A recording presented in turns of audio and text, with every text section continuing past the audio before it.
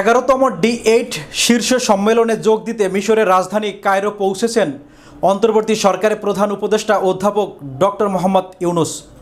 প্রধান উপদেষ্টার press wing জানায়, আজ বুধবার স্থানীয় সময় বেলা 11টায় কায়রো আন্তর্জাতিক বিমানবন্দরে পৌঁছান তিনি। বিমানবন্দরে অধ্যাপক ইউনুসকে স্বাগত জানান মিশরের পাবলিক বিজনেস সেক্টর মন্ত্রী মোহাম্মদ শিমি। পরে প্রধান উপদেষ্টার সঙ্গে সংক্ষিপ্ত বৈঠক করেন মিশরের মন্ত্রী। এর আগে গতকাল মঙ্গলবার দিবাগত রাত 1টায় কায়রোর উদ্দেশ্যে ঢাকা ছাড়েন অধ্যাপক Yunus.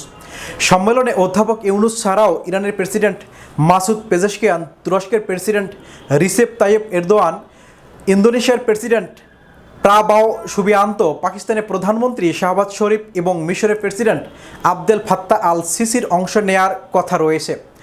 D8 organisation for economic cooperation, যা ডেভেলপিং 8 নামেও পরিচিত, সংস্থাটি বাংলাদেশ, মিশর, Indonesia, Iran, Malaysia, Nigeria, Pakistan ও তুরস্কের মধ্যে পারস্পরিক উন্নয়ন সহযোগিতার জন্য প্রতিষ্ঠিত।